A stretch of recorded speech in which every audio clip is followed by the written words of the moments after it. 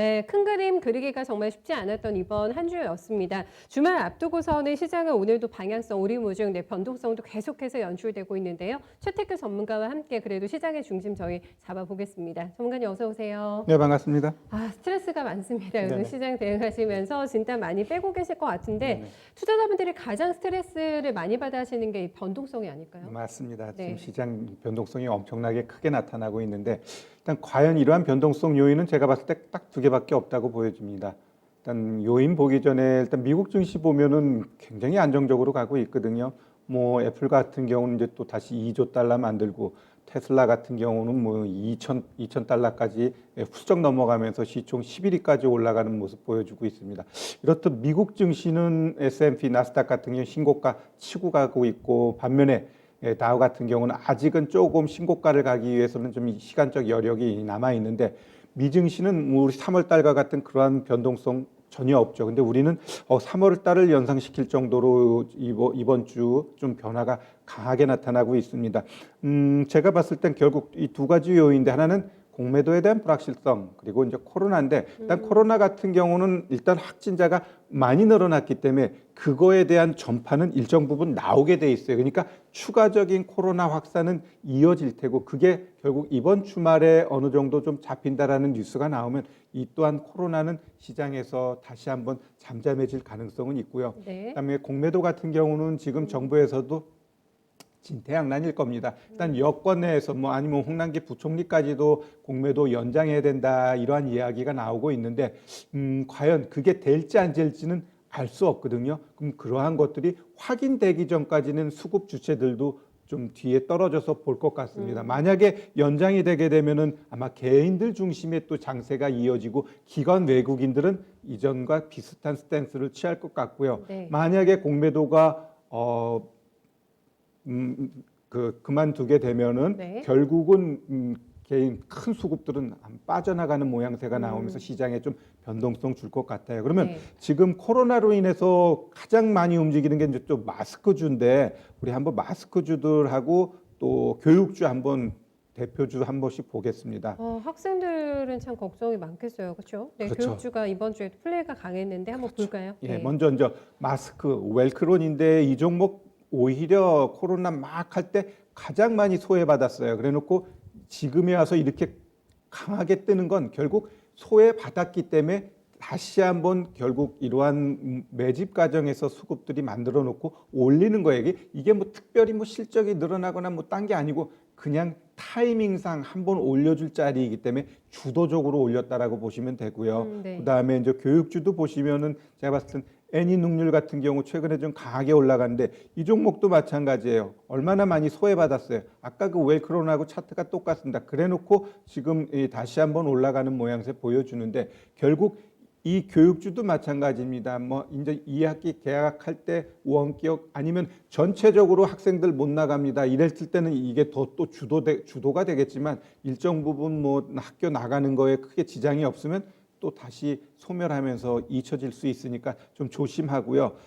제가 봤을 때 시장 변동성 속에서 지금 어떻게 좀 대응하면 좋을까요? 여러분들 걱정이 많을 것 같은데. 이런 테마주 단위나 이슈 플레이 하는 종목들은 굉장히 대응의 난이도가 높은 거잖아요. 네. 그렇죠, 그렇죠. 변동성 장세에서 많이 불안하신 매매 될 것 네네. 같고요. 네. 그러면 한번 일단 우리 개인들이 가장 좋아하는 네. 코스닥 차트를 보면서 제가 한번 말씀드릴게요. 많이 밀렸어요. 네, 일단 코스닥 보시면은 이날 양봉 나오면서 어느 정도 시장의 추스림이 끝났다라고 저도 봤는데 네. 오히려 어제 강하게 치고 어제 이전 저점을 깨버렸어요. 그럼 이전 저점 깨면 저는 그 밑에 있는 60선까지 온다라고 봤는데 오늘 갭 떠놓고 거의 근처까지 왔습니다. 그러면 이 오늘 제가 봤을 때 이 코스닥이 2% 이상 강하게 상승 안 가면 다음 주도 불안함이 연출되고요. 결국 다음 주 불안함 연출되면은 오히려 이 하단에 있는 여기 760까지도 떨어질 가능성은 있다라고 보여집니다. 거기가 61선 근처인가요? 그렇죠, 그렇죠. 760. 60일을 아예 하회해 버리는 밑으로 거죠. 빠져버릴 그래서 보시는 거죠? 지금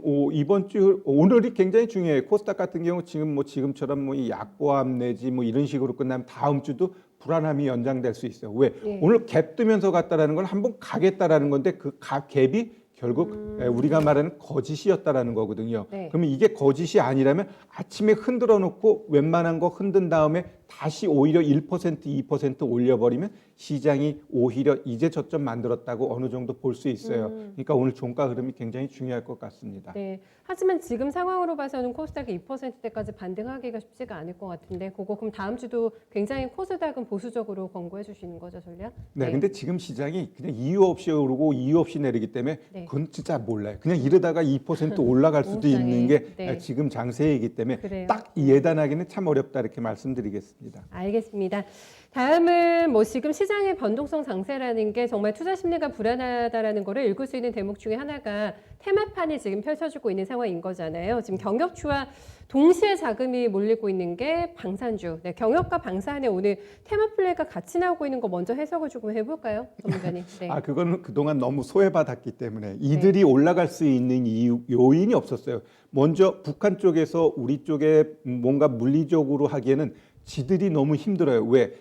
피해, 그 비가 많이 와, 걔네도 장마로 인해서 피해가 너무 많기 때문에 지금 내부적으로 그쪽으로 충실해야지 어디다가 대포 쏠 여력이 없거든요. 장마 전에도 코로나 때문에 그렇죠. 타격이 그러니까 뭐 코로나. 알려지진 않았지만 그렇죠. 있는 것 그러니까 같고. 어떻게 예. 이 빅텍 이 종목이 움직일 수 있는 공간이 여건이 없었고요. 아니었고, 예. 또한 경협주 역시 트럼프가 던졌잖아요. 대선 이후에 하겠다고. 네. 그러니까 경협주도 움직일 수 있는 자리가 아니었어요. 그러다 보니까 이들이 시장에서 완벽하게 소외받고 다른 종목들을 순환할 때 이들은 안 갔어요. 그러니까 오늘은 오히려 그 뭐 위임 통치니 뭐 이러한 것들을 빌미로 해가지고 한번 올려준 거지 이들이 연속적으로 올라갈 수는 없다라고 봅니다. 네. 아, 특히 이제 북한에서 보면은 지금 경제 실패했다. 그래서 우리 경제 5개년 계획을 하는데 그게 언제냐? 내년 1월에 하겠대요. 네. 그건 뭘 의미하냐? 결국 트럼프가 대통령이 되든 누군가 대통령 됐을 때 그거에 대해서 접근 방법을 바꾸겠다라는 거죠. 바이든은 본인이 나서는 게 아니고 실무진들이 하게끔 버텀업 탑 방식으로 이렇게 하는 거고 네. 이 트럼프는 자기가 하겠다라는 거거든요. 접근 방식 굉장히 다른 거잖아요. 서로 다른 예. 거예요. 완전히 다르기 때문에 네. 결국 북한 입장에서도 누가 되느냐에 따라서 어떻게 대응하는 그게 바뀌기 때문에 전술이 달라지겠죠. 그렇죠. 거기에 따라서 경제 정책도 내년 예. 1월로 늦추지 않았나 이렇게 보여져요. 그러면 네. 한번 우리 종목들 한번 볼까요? 먼저 빅텍 한번 보겠습니다. 뭐 방산하면 빅텍인데 이 종목도 오늘 보시면 결국은 갭 떠놓고 윗꼬리 쫙 만들었다가 지금 음봉 만들고 있는데 그 전 흐름 보세요. 어찌 보면 거의 한 달 반을 방향성 없이 갔습니다. 결국 이러한 방향성 없는 자리에서 얘가 살아있다라는 건 결국 여기 60일 이평선을 지지해줬기 때문에 그래도 이러한 날 이렇게 갭 뜨면서 갔고요. 결국 얘가 더 가기 위해서는 제가 봤을 때 쉽지 않아요. 그럼 또 질질 되면서 횡보 구간으로 간다라고 보시면 되고요.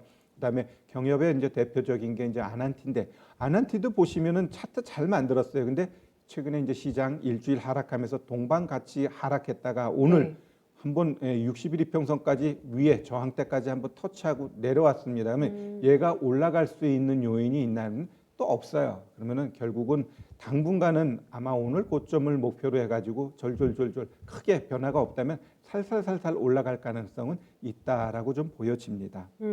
사실 근데 지금 현재 구간에서 조금 더 눈에 띄는 거는 아마 보시면은 다 아실 건데 방산주가 다 음봉이 지금 나오고 있어요. 좀 빠르게 시세 바뀌고 있는 상황이고 오히려 경협주가 양봉이 지금 나오고 있는 상황에서 윗꼬리에 물론 다는 종목들도 있긴 한데 조금 더 지금 경거는 좀 시세가 조금 더 굳건하다고 느껴지는 게 아마 경협주가 되지 않을까 싶거든요.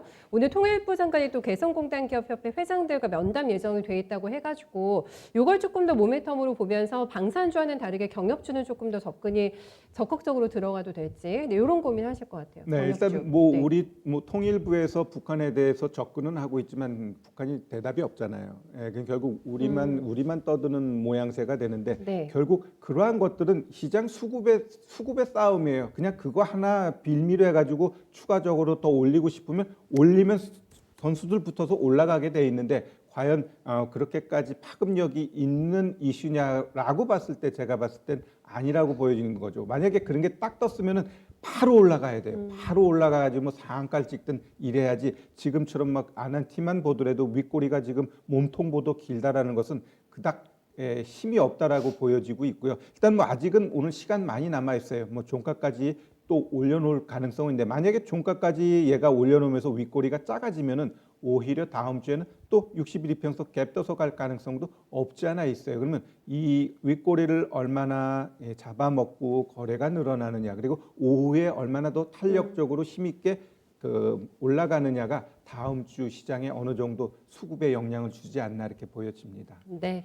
알겠습니다. 일단 트럼프 대통령의 공식적인 뭔가 위임 통치에 대한 멘트가 아직 없습니다. 네, 그리고 이제 여기 속내를 더 파악을 해봐야 될 것 같아요. 왜 위임 통치가 됐는지 굉장히 다양한 해석이 나오고 있는데 이게 조금 더 실체가 명확해지면 주가 반응 더 확실해지지 않을까요? 그 흐름이 만약에 다음 주에 나오게 되면 저희 이 시간에 다시 한번 보면 좋을 것 같아요. 다음은 저희 천슬라 얘기해 보겠습니다. 전문가님 테슬라 지금 월가에서도 보면은 굉장히 가지각색으로 투자 의견이 나옵니다. 팔자, 뭐 비중 축소도 있고 더 사자, 목표 주가를 올리는 쪽도 있고 이래서 와 이게 정말 2000슬라가 돼버린 시대에서 네, 국내 기업들도 보게 되고 배터리 데이도 남아 있고 이렇습니다. 네, 어떻게 점검하세요? 네, 테슬라 같은 경우 올해 거의 뭐 한 600% 이상 올라갔어요. 그리고 시가총액 이제 2조 달러 만드는 그 애플 같은 경우는 올해 이제 57% 올랐고, 아마존이 76%, 그다음에 마이크로소프트가 33% 올라갔습니다. 결국 미국 증시도 일부 몇몇 종목이 시장을 좀 왜곡시키면서 올라간 부분이 있고요. 특히 우리가 이제는 미증시에서 좀 하락 요인으로 우리가 좀 체크할 것 중에 하나가 애플, 버핏이 44%를 샀어요. 그러면 결국 버핏이 시장에서 애플 좀 팔아 이러한 이야기가 나오게 되면 결국 미증시도 어느 정도 꼭지에 대한 부담감이 있지 않나 이렇게 보여집니다. 지금 네. 제가 봤을 땐 미증시도 어느 정도 폭탄 돌리기예요. 서로 누가 먼저 이거 여기서 빠져나갈까, 그렇다고 빠져나가면 깨질 것 같고 그러한 부분이 형성된 게 지금 미증시라고 저는 보고 있거든요. 그래서 항상 우리 증시에 그런 게 있어요. 산이 높으면 골이 깊다고. 지금 산이 너무 높기 때문에 골 깊은 것들도 우리가 좀 고민해 봐야 되지 않나 이렇게 보여지고요. 일단 테슬라의 상승에 비하면 우리 2차 전지주들은 최근에 좀 쉼을 이어가고 있는데 많이 올라왔거든요.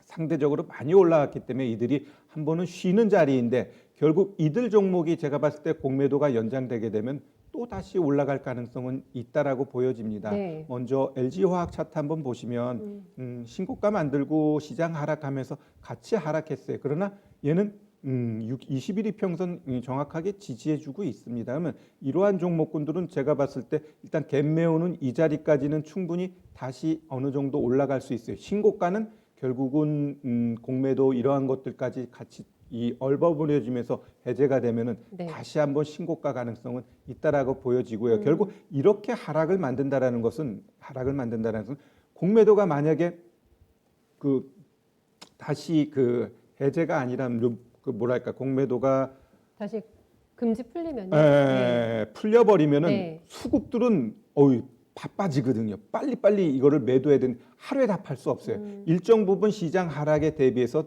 나갔다고 보여지고요. 그럼 그 공매도 결과에 따라서 이 종목은 다시 올라갈 수도 있고 아니면 횡보하거나 떨어질 가능성도 있다라고 보시면 되고요. 이거보다 좀 약한 삼성 SDI는 일단 음봉 나오면서 좀 약하죠. 21 이평선 밑으로 왔어요. 그럼 얘는 오히려 이제 밑에 있는 하단 60일 이평선에서 지켜주는 걸 봐야 되는데 네. 이런 차트 흐름이면 얘는 아마 60일 이평선을 한번 네. 터치할 가능성은 있어 보입니다. 네. 근데 요즘에 지금 차트가 다 꺾여서 내려오고 있잖아요. 두 종목을 대표적으로 봐주셨는데 이제 이 흐름이 저희가 배터리 데이가 9월 22일 날 있지 않겠습니까? 네네.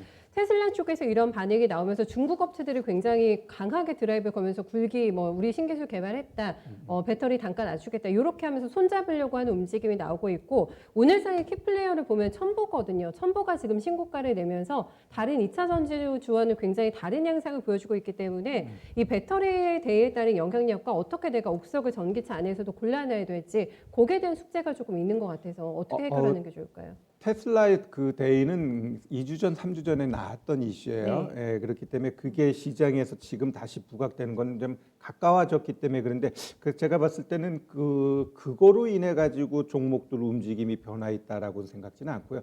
결국 테슬라가 그 중국 업체와 좀 더 긴밀하게 하면서 우리 기업들이 상대적으로 좀 손해 볼 수 있다 이런 게 그 당시에도 나왔었는데 제가 봤을 때 오히려 그때 주가들은 올라갔어요. 그러면 지금 같은 경우 첨보 올라가는 거는 제가 봤을 때는 일단 그거 이슈에 가장 부합되면서 신고가 만들었는데 결국 이렇게 신고가 만드는 것들은 오히려 조심할 필요가 있고요. 결국 아까 이야기했던 뭐 LG화학이나 삼성 SDI 같은 경우는 공매도 흐름 보면서 결국 그거에 따라서 그들 종목들 다시 올라갈 수 있는 여건은 충분히 저는 된다라고 보여지니까요. 뭐 그렇다고 해서 그들의 실적이 어마어마하기 때문에 이게 다시 신고가 가는 게 아니라 결국 시장 흐름에서 한 번 더 시장이 올라가면 올라갔던 종목이 한 번 더 올라갈 가능성이 높기 때문에 그러한 취지로 말씀드리는 거고 네. 제가 보는 시장의 상단 연말쯤 되면은 다 비중 축소할 가능성이 높다. 다시 한번 이야기합니다. 알겠습니다. 큰 그림은 어떻게 그려주시겠어요? 네, 일단 오늘 큰 그림 같은 경우는 일단 시장이 불안하잖아요. 네. 그러니까 일단 확인하자. 일단 보유 종목엔 집중을 하시되 보유 종목 신규로 매수하는 거는 다음 주 시장 좀 흐름 한번 확인하자. 다음 주까지 한번 조정이 나오면 제가 봤을 때 9월장은 어느 정도 좀 제법 강한 상승 가능하니까 조금 한 템포 늦추자 다시 한번 말씀드립니다. 네, 템포 조절하면서 확인 선하고 후 대응 한번 해볼게요. 네, 전문가님 말씀 잘 들었습니다. 네, 고맙습니다.